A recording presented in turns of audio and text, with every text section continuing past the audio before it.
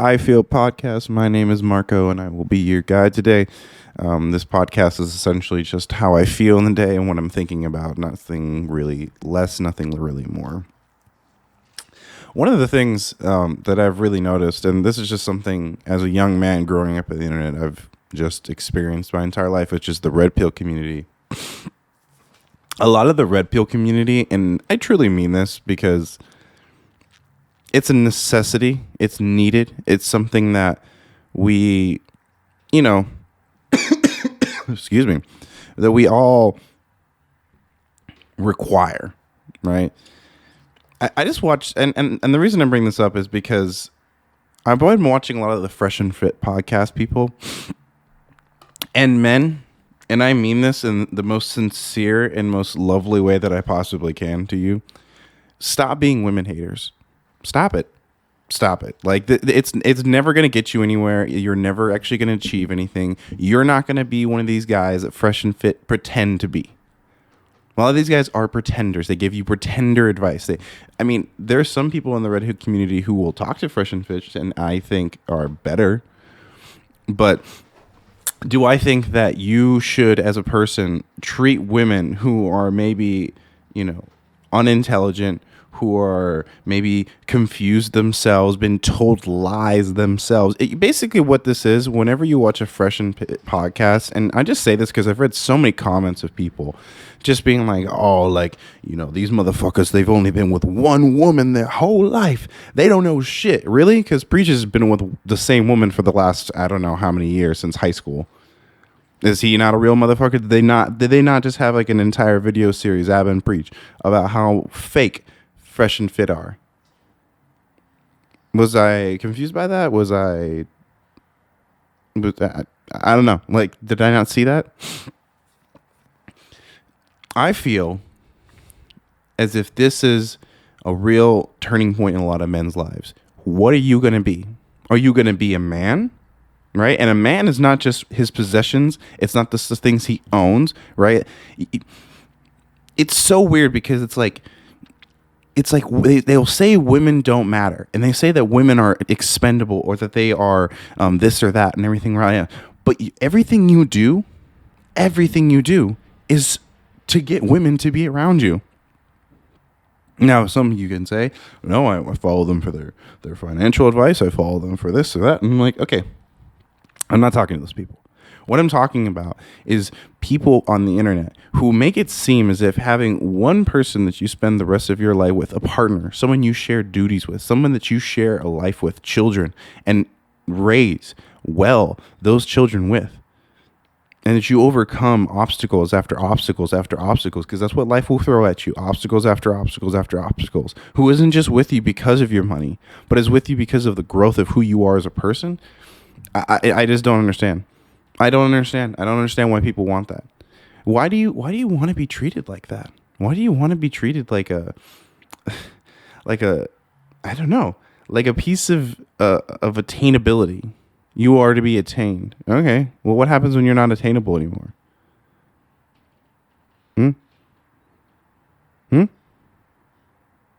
If you're like my age, 25 and under, 26, 27, and you don't have your life together, I think you should figure that out first before you start hating on women and telling them that they're the reason that you're not successful in life. Because here's the thing. I forgot where I read this, but I could be completely wrong in this, so just don't take it with a full grain of salt, but it is true in some sense that like a certain percentage, a very low percentage, I think less than 10% of all men have had sex with more than 5 women. Are you in that top 10%? Are you? Maybe in the first world you are, but for other men who, again, and it's so funny because I was watching Flagrant 2 and they had Fresh and Fit on and everything, and people were like, oh, Kesh has only been with one woman and he married her, blah blah blah. Bro, have you ever been with Indian culture? Do you understand how Indian culture works? Do you know the history, the importance that they put on marriage? That they again, I think Abba and Preach talked about this in their episode. In America, we have a very skewed vision of what is and what isn't. marriage, right? For some countries, marriage is, and this is true, this is just this is just true throughout the entire thing. For some cultures, marriage is a very serious agreement because you have to share duties, you have to share a life, you have to share children, the responsibilities that come with that, and they take it very, very seriously. And I just wonder when I listen to these comments, like I'll read one for you right now. Like I'm watching the Flagrant 2 Fresh and Fit thing, and it's on it's on this channel called Mediocre Trials and Reviews. And the first comment is like fresh and one of the comments is like Andrew is a celebrity. Akesh has only been with one woman. Alex is a blue pill captain, save a-hole male apologist. The only thing missing is we need a live studio audience of women. Why do the opinions of women not matter to you? They're half the population. They're half of what happens in this world. They matter just as much as you or me do. Now, do I agree that women do not know what they want sometimes? Very true. Very true. But that's the thing. It doesn't mean that you as a man don't know that. Right? Don't be bitter. Let me tell you something right now. When I was 16, I was bitter. I was a very, very, very bitter man. What I can tell you this, and I mean this right now, just because you're bitter doesn't give you the right. Let me show you. Just because you're bitter doesn't mean that being bitter is the best option. You know, like don't be bitter and think that that's going to make your life better, because it's not. Don't be, like my life will be this, and that because, I did this and this and that, and like, fuck these women, and like, fuck yeah, man, I'm a red pill. No, you're not. You're a fucking clown. Stop saying red pill. Stop. I understand the need for the red pill community. I understand the need for these ideas and for men to challenge women and certain things that they do that are fucking ridiculous. And there are women who are like this in this world. But the majority of women that you will deal with, you just have to be an interesting person. Find interesting things that you enjoy. Be what you want to be. Don't, like, it's just like, I read this book called The Psychology of Money, and I really highly recommend people read it.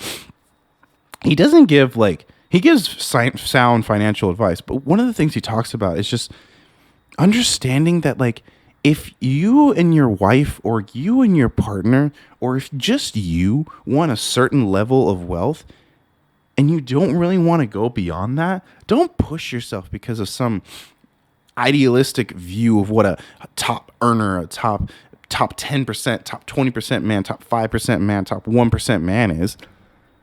Those people are so rare, and you will drag yourself into the ground if you are not ready to achieve that. Now, if somebody wants to be that, if somebody wants to, I want to be this, I want to have this much money, I want to have these cars, I want to have this type of financial security, I want to be having this many houses, I want to be one of the top people in the world in earnings. I totally understand that. I totally get that, right?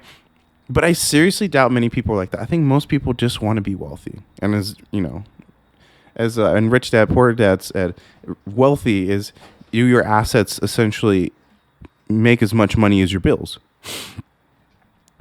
And some people just want to be like that, In The Psychology of Money, he talks really a lot about how, you have to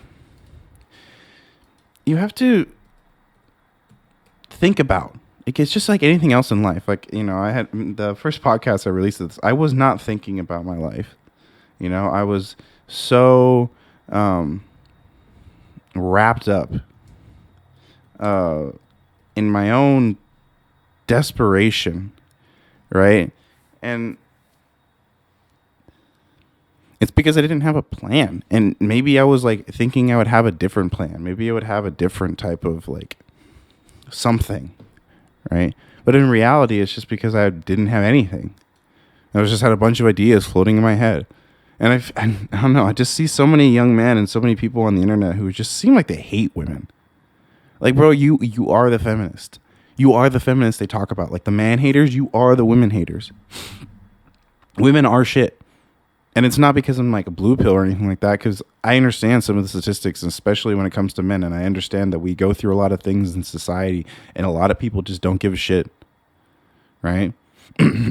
And depending on what race you are and what sexuality you are, that entirely changes it as well. Like if you're a straight white man, fucking good luck. Good luck on the internet. Good luck on the internet not being hated in almost every place that you go to. Right. And I understand that a lot of that comes from women. I understand that a lot of that comes from, people in the LGBT community. I understand that. Right. But that doesn't mean you should be bitter, because that's going to happen no matter what. And like, are you going to waste your life because you only have so much time? Right. You only have so much. It's so weird because it's like it's the most precious commodity we have, and yet we waste it so easily. You only have so much time in your life to actually do something. And you're going to spend it in a mental state of bitterness and hatred and being contempt towards people. Fuck them. If women want to hate men, fuck them. If they want to go with a guy who has a big giant car and have to compete for his love, then go for it. I don't know. I hate this idea that like marriage or being with a partner for a long time or, choosing to have duties with somebody is somehow a weakness or somehow like a beta. No, it's not. Beta is a mentality, right? Beta is a mentality. It is. It is very much a mentality. A lot of people who, and I'm not saying that I'm like the most alpha guy in the world, but when I look at a guy like Tim Kennedy, would you go and look at a guy like Tim Kennedy who's been married for I don't know how many fucking years, right? Has multiple kids, has a bunch of farms, has all this successful businesses, right? A Green Beret sniper, would you look at the Special Forces sniper? Would you look at him and be like, that guy is an alpha? No, you wouldn't. But he's not fucking bitter. And he's seen some of the worst aspects of humanity. Some of the worst. Like, just bar none, like some of the worst in the world. But I wouldn't say he's bitter. Right? Some of you guys, man, we haven't, and I'll include myself in this, we haven't really gone through that much. I think that's why I enjoy stoicism so much, because again, like it just talks to me about some of the ways that I'm feeling. I always gravitate towards some quotes, but like from Seneca, like we suffer more often in imagination than in reality. Like, you suffer so much more in your head. And because, especially if you don't have suffering, especially if you don't push yourself, if you don't go through things, if you don't have a plan, if you don't really think about what you want, what are you good at, what are your skills, what do you gravitate to? It's like you can read books and you can do all this stuff, but you have to practice that stuff. And it's like if your whole life is consumed by women, I feel bad for you, bro. Just like Jay-Z said, bro. I got 99 problems, but a bitch ain't one. It's not because he doesn't have a girl. Right? He's fucking Jay-Z. And it's because he doesn't put that as a problem, right? Don't put your partners or the people around you as problems, right? Empathize with them. Try to understand where they're coming from. Try to be as understanding as you possibly can, because that's how you move the needle, right? You move the needle by understanding how people are, right? True understanding or true empathy can only come from true understanding. And to truly understand somebody, you have to listen. You have to hear. You have to be like, okay, why do you think like that? Why does that do that? Like if I'll give you an example. Like if a feminist pulls up the wage gap myth, be like, why do you believe in that?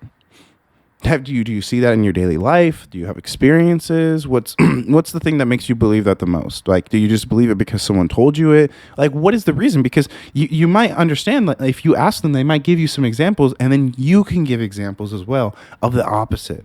Or you can be like, well, I understand and that shouldn't be okay, right? Because that's illegal because there's an Equal Pay Act, right? You can say things like that, but don't just because I just really wish people would stop listening to Fresh and Fit. Like, I listened to them, and they were just so fucking toxic, dude. It's not because they don't have sound financial advice. It's not anything. It's because of a couple of things. One, I mean, Ab and Preach already made enough videos about them, but they're fake. They don't live the way that they preach, right? They have the same temptations, the same vices as just you and me. They just have a big platform now, and so that means they can have more pussy. Don't be these men. Be better. Choose to be better. A society full of good men who decide every single day when they wake up that they're going to be good men is a society of comfort, a society of safety, a society of well-rounded young men who can do things, who make decisions not because they are forced to, but because they want to, because they know that that is the path that they want to take. So many of us are just endlessly just walking this earth, just waiting for something to happen. And I don't want men who watch these shows, I don't want men who see these types of men be led by them. There are so many examples of people that you can look at that are unbelievable men. And they can show you so many different paths of life. But you as an individual, though, and I'm talking to myself as much as anybody else, you as an individual can only really truly understand what is and what isn't the thing that matters to you. Don't waste your life trying to be someone else's opinion of success, right? Be the success that you know deep down inside is fulfilling and makes you. You know, don't make fun of somebody because they marry one person, they stay with them, right? Don't do that. That's dumb. That's stupid. That's childish. Why do you care? If that's not your life, then okay, well, that's good for him. Cool. And they can have opinions. They can have opinions. Why can't they? Who cares? Why do you care? Why are you trying to control things you can't control? That's it today, guys. Memento Mori. I will see you in the next episode. I hope you have a wonderful day. And yeah, this one was loads depressing. a lot loads depressing. What a word to scramble the end of this podcast with. But I appreciate the listen, and I will see you later.